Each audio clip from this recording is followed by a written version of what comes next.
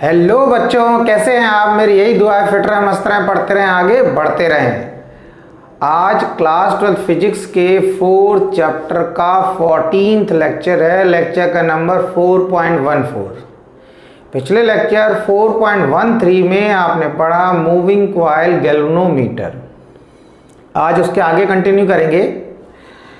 तो moving coil galvanometer में एक चीज़ हमने पढ़ा था कि जब मूविंग कॉइल गैल्वेनोमीटर की कॉइल को हम करंट देते हैं तब उस कॉइल में डिफ्लेक्शन प्रोड्यूस होता है और उसको हमने रिप्रेजेंट करा था टाउ डी से, जो कि बराबर था NBI A, और साइन जो थीटा था उसे हमने 90 ले लिया था।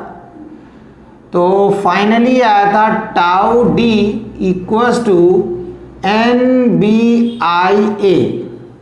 ये यानी कि गैल्वेनोमीटर की कॉइल में जैसे आपने करंट दिया उसमें डिफ्लेक्शन प्रोड्यूस हुआ, तो टाउ डी, तो उस पर एक टॉर्क लगा, उसको हमने डिफ्लेक्शन टॉर्क बोला। वो NBI A के बराबर होता है और उससे एक स्पाइरल शेप का स्प्रिंग अटैच होता है, एक टॉप पर एक बॉटम पर। तो वो स्प्रिंग ट्विस्ट हो जाता है, टाइट हो जाता है कॉइल के रोटेट करने पर।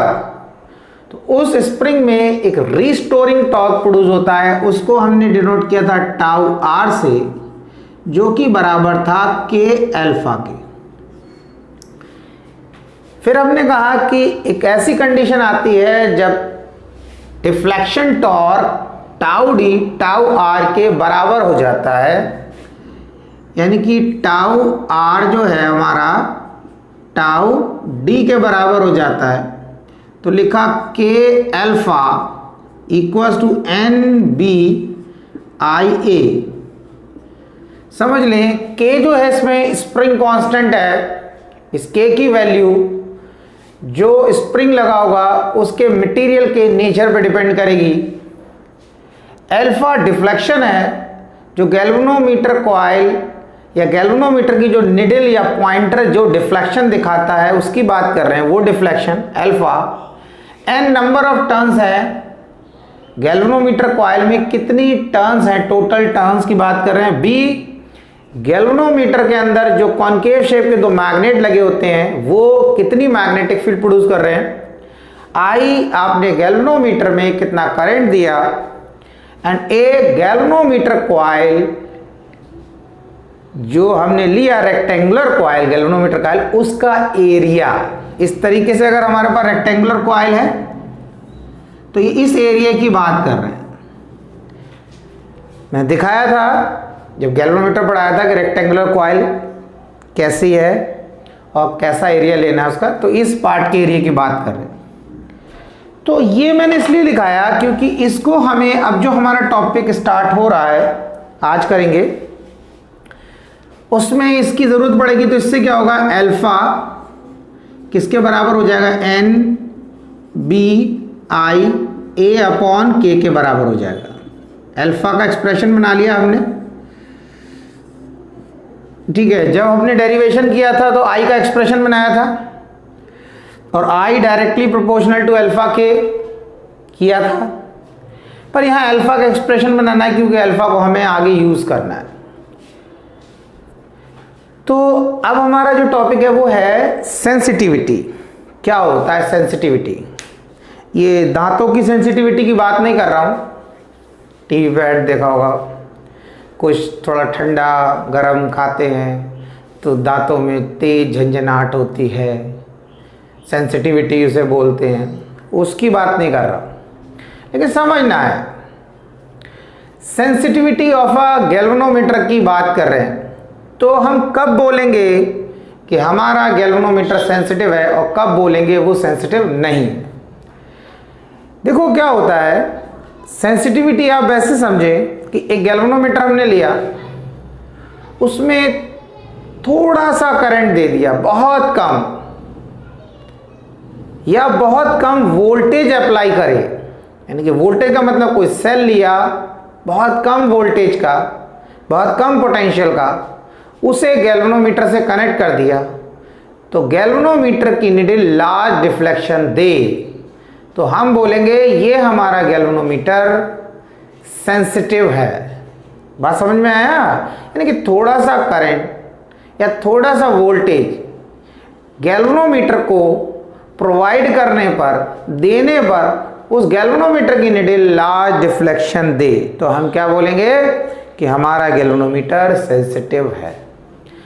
अब क्या हो गया, जैसे नॉर्मली क्या होता है, आपने एग्जाम्पल भी सुना होगा, देखा भी होगा। कोई बच्चा है तो बहुत मेहनत से पढ़ता है, पेरेंट ने बोल दिया बेटा आपने आज पढ़ाई नहीं की, तो एक तो वो पहले से रेगुलरिटी से बड़ी मेहनत से पढ़ रहा, पेरेंट नहीं देख पाए होंगे उस दिन उसको, तो उसे क्या एक बार बोल दिया पेरेंट ने बेटा आज आपने पढ़ाई नहीं की, तो वो उसे फील करने लगता है क्योंकि वो बहुत सेंसिटिव, वो कहता अरे मैं इतनी मेहनत से पढ़ता हूँ फिर भी आज पेरेंट ने ऐसा मुझसे बोला, तो उसको क्या होता है, उसको ये बार हर्ट कर जाती है, अरे नहीं यार ऐसे बोल दिया, पेरेंट ने ऐसे बोल दिया, मैं तो बड़ी रेगुलरिटी से पढ़ रहा हूँ। तो ये क्या हो गया, ये कंडीशन इसलिए क्योंकि वो बहुत ज़्यादा सेंसिटिव है, बहुत ज़्यादा सेंसिटिव है। और जो बच्चे, कुछ बच्चे ऐसे भी होते हैं कितना भी बोल रहे हैं, छोटे बच्चे देखा हो घर में, कितना भी बोलते रहो उनसे, वो खेल रहे हैं, इधर घूम रहे हैं उधर घूम रहे हैं, पढ़ ही नहीं रहे हैं, मार रहे हैं पेरेंट, कूट रहे हैं उनको, कोई फर्क नहीं पड़ रहा उन पे। तो क्या ऐसे पेरेंट बोल सकते हैं हमारे बच्चे सेंसिटिव हैं? कैसे बोलेंगे? वो तो खुद ही देख रहे हैं, उनको मार रहे कूट रहे हैं, उनको कोई असर ही नहीं पड़ रहा, वो गेम में लगे हुए। तो कुछ बच्चे ऐसे होते हैं, छोटे होते हैं लेकिन वो बहुत ज़्यादा सेंसिटिव होते हैं, खुद ही आए स्कूल से आए पहले होमवर्क कर रहे हैं, ये कर रहे हैं, खाना नहीं खा रहे हैं, तो पेरेंट बोलते हैं कि भाई बहुत सेंसिटिव है हमारे बच्चे। तो ऐसे ही समझना है यहाँ पर क्या है, जो हमारे गैल्वेनोमीटर है उसे थोड़ा सा करंट दिया, उसकी नीडल लार्ज डिफ्लेक्शन, यानी कि थोड़े से इफेक्ट पर लार्ज रिजल्ट दिखा रही है, सेंसिटिव है। समझ में आया? अब ये जो हम बात कर रहे हैं सेंसिटिविटी की, इसमें हम दो टाइप की सेंसिटिविटी पढ़ेंगे। एक है करंट सेंसिटिविटी, पहला हमारा क्या है, current sensitivity. First current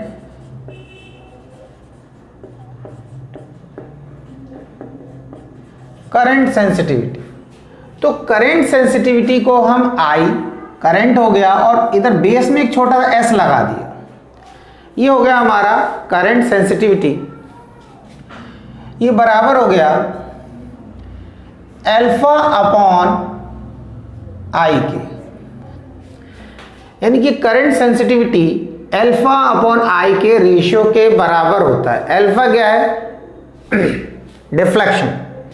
galvanometer में आपने करंट दिया तो गैल्वेनोमीटर का पॉइंटर या निडल कितना डिफ्लेक्शन दिखा रही है, वो अल्फा हो गया। कितना डिफ्लेक्शन, मान लो इस तरीके से 0 पे रहती है, करंट दिया इधर चली गई, और ज़्यादा दे दिया और बेंड हो गई, कितना अल्फा, कितना डिफ्लेक्शन, और आई आपने कितना करंट दिया। तो करंट सेंसिटिविटी को हम डिफाइन कर सकते हैं, it is defined as the ratio of, सुनना, करंट सेंसिटिविटी की बात करें, it is defined as the ratio of deflection produce in a galvanometer when a unit current passes through it। Unit current का मतलब 1 ampere. अब 1 ampere क्यों बोल रहे हैं वो बताता हूं। इसकी जो यूनिट की बात करेंगे तो अल्फा या तो डिग्री में होगा, तो ऊपर अगर अल्फा डिग्री में है तो डिग्री लिख दिया, डीजी शॉर्ट रिप्रेजेंटेशन है, और नीचे करंट है तो एम्पियर, डिग्री पर एम्पियर और डिवीजन पर एम्पियर, ये इसकी एसआई यूनिट रहेगा। अब डिग्री और डिवीजन का मीनिंग क्या है और ये यूनिट करंट का मीनिंग क्या है, ये सब बताता हूं। अभी देखो, मान लो ये जो निडल है इस तरीके से पॉइंटर है, इस तरीके से ये स्केल है एक लगा हुआ, इस तरीके से स्केल बना है।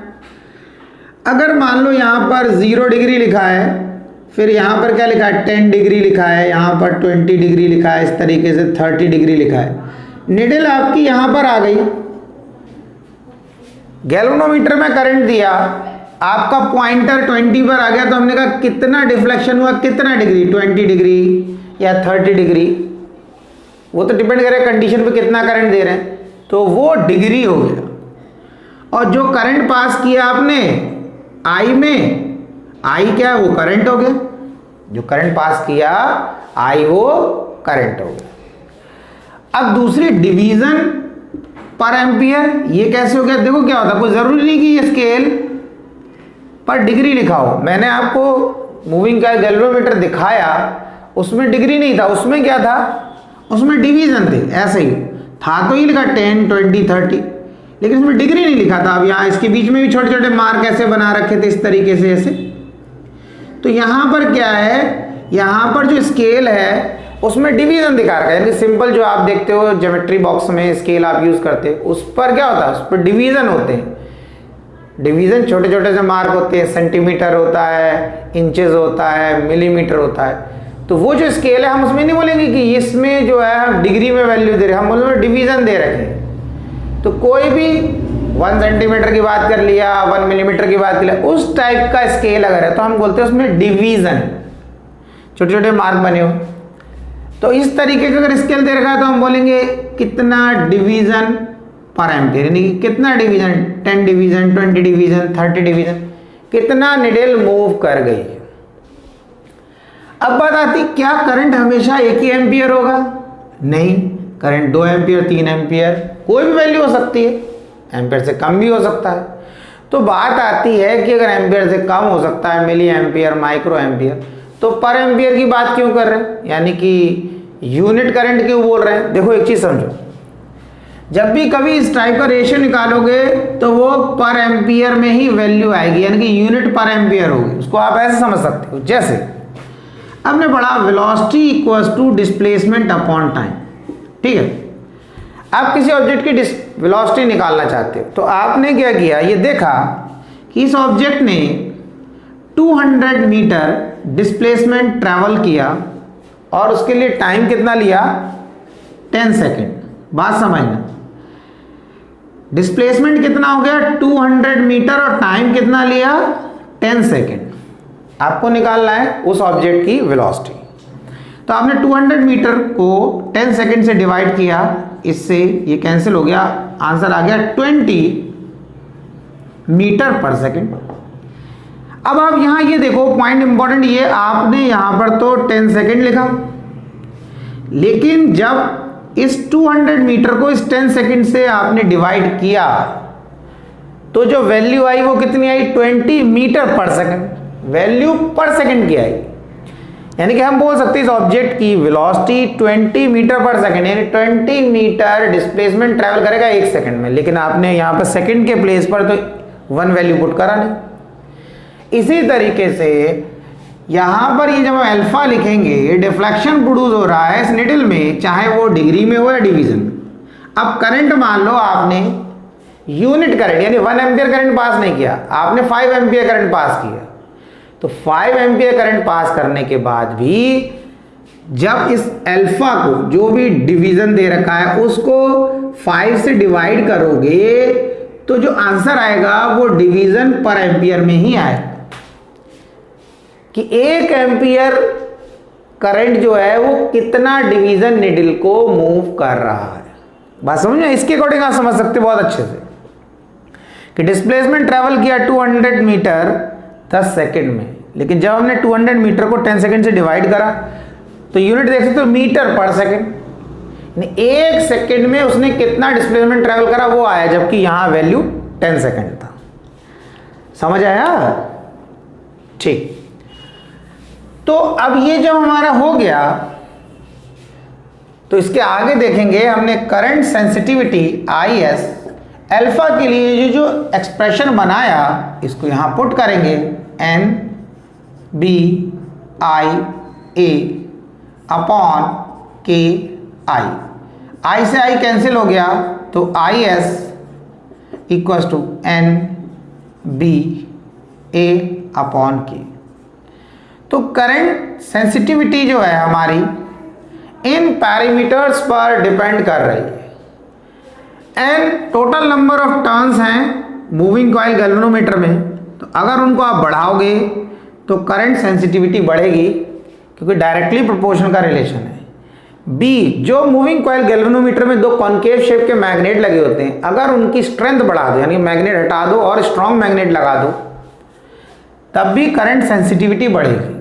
रेक्टेंगुलर कॉइल जो हम लेते हैं, जिसमें हम करंट देते हैं मूविंग कॉइल गैल्वेनोमीटर में, अगर हम छोटे साइज की रेक्टेंगुलर कॉइल की जगह बड़े साइज की रेक्टेंगुलर कॉइल लगाएंगे तो उसका एरिया बढ़ जाएगा।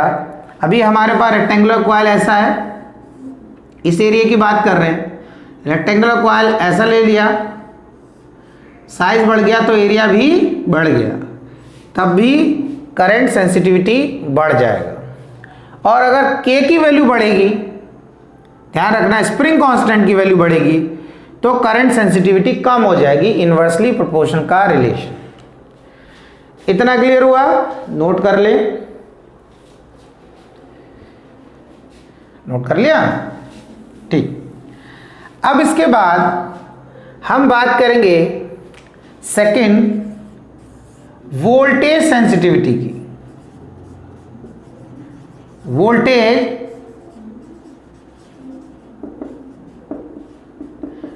सेंसिटिविटी, वोल्टेज को V से रिप्रेजेंट करते हैं, ठीक है। पोटेंशियल उसकी यूनिट वोल्ट होती है, तो V से बेस में S लगा दिया तो वोल्टेज सेंसिटिविटी।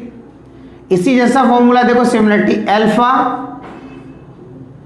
ये करंट सेंसिटिविटी था तो अल्फा को I से डिवाइड किया, वोल्टेज सेंसिटिविटी है तो अल्फा को V से डिवाइड कर देंगे। इसकी अगर यूनिट की बात करेंगे तो यूनिट हो जाएगी इसकी भी डिग्री।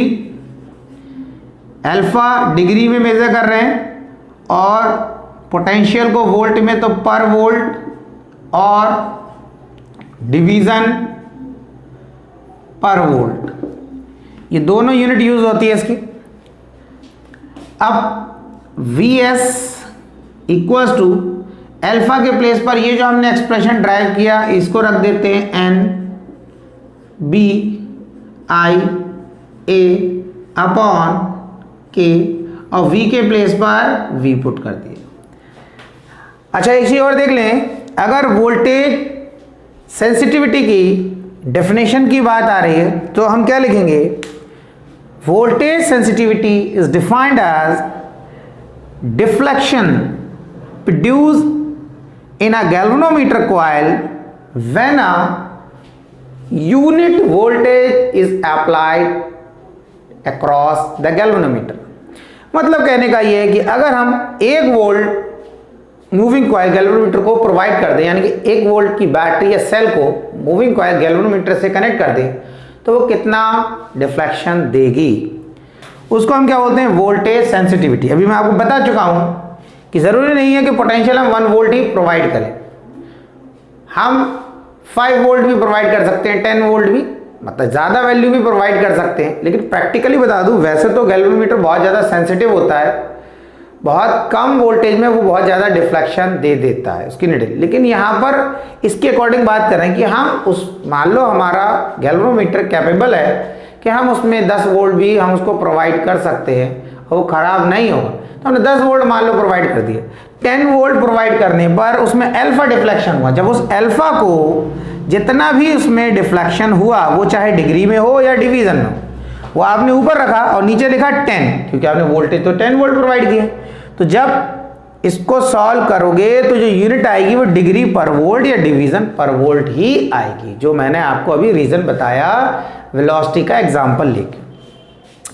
ठीक है, अब अगले स्टेप में हम क्या करेंगे, यहां देखें N B I A upon K, और V की जगह क्या कर देंगे? IR, V के प्लेस पर IR, ओम्स लॉ आपने पढ़ा है, I से I कैंसिल हो गया तो ये आ गया हमारा N B A upon K R। ठीक है,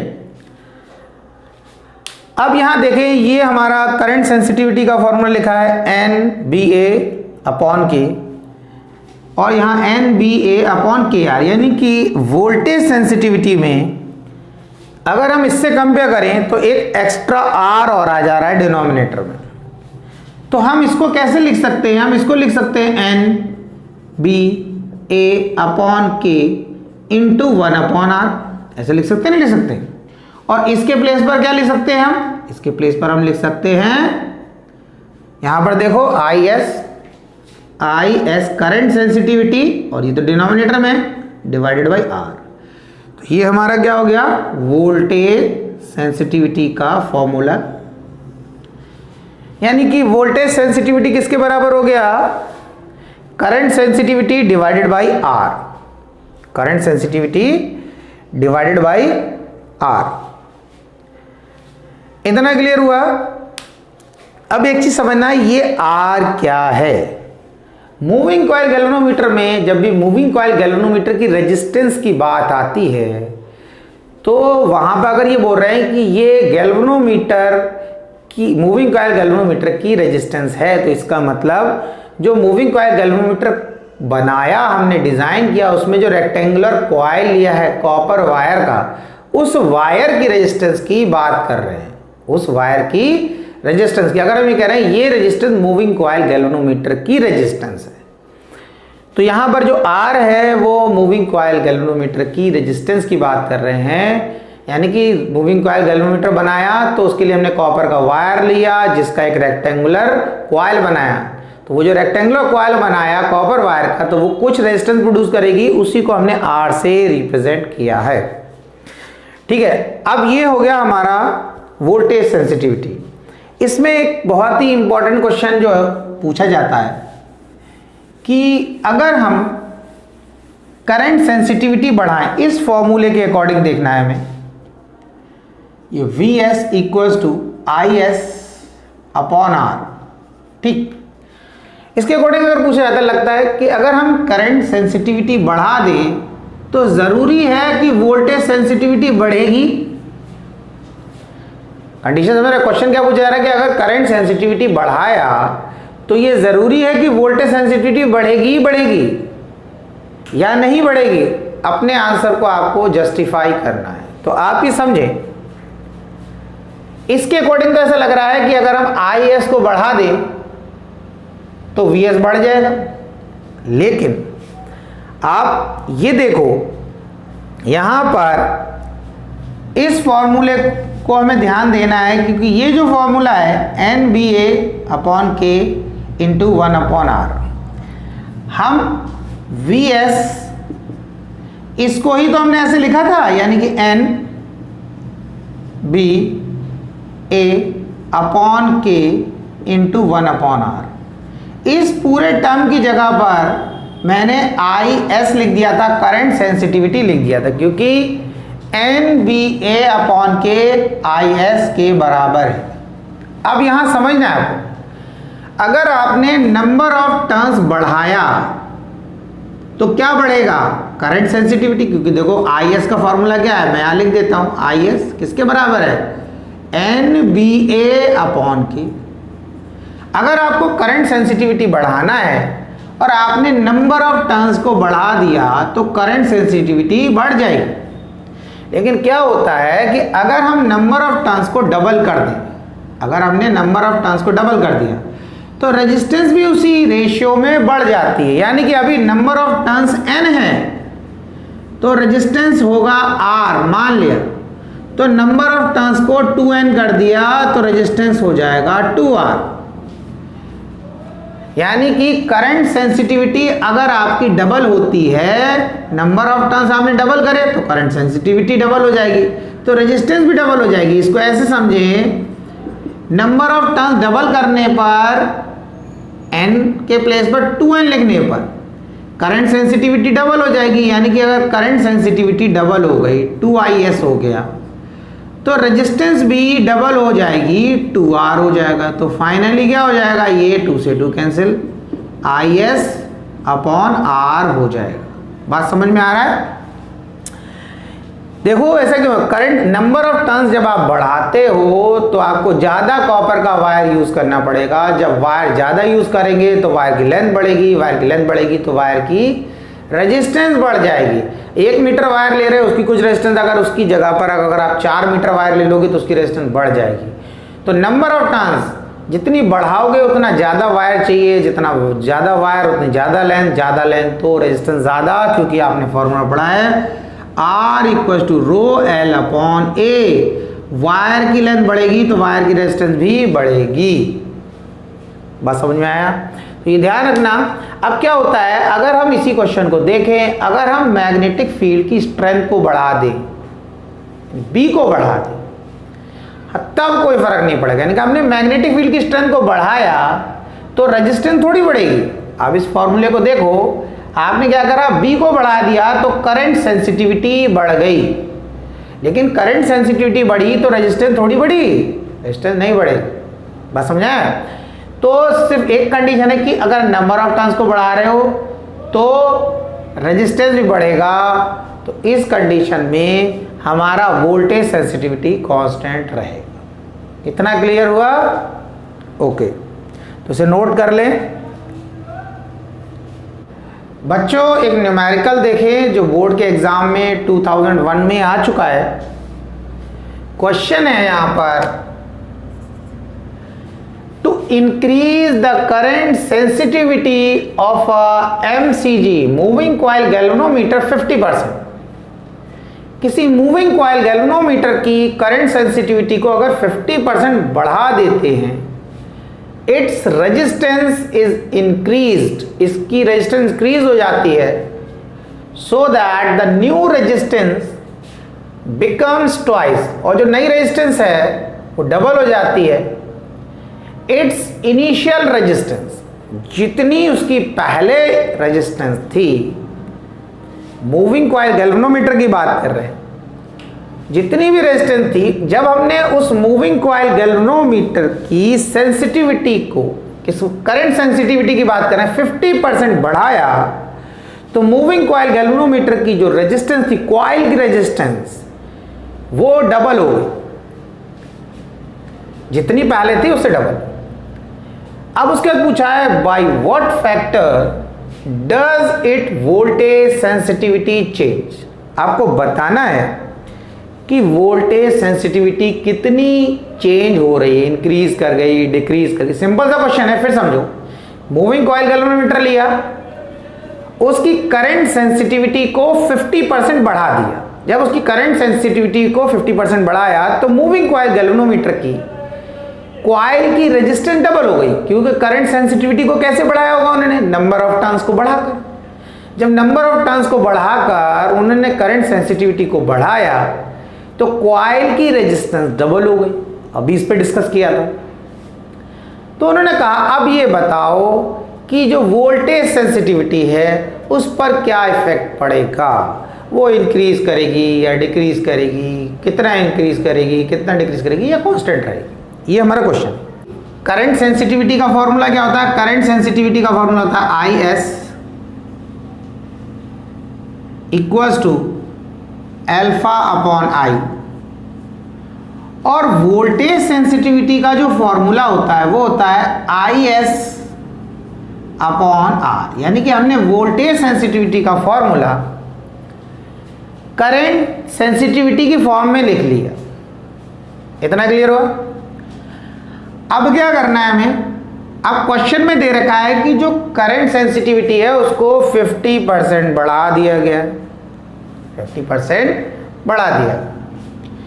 तो अब जो करंट सेंसिटिविटी होगी, ये तो फर्स्ट कंडीशन होगी, पहले करंट सेंसिटिविटी इतना, वोल्टेज सेंसिटिविटी इतना।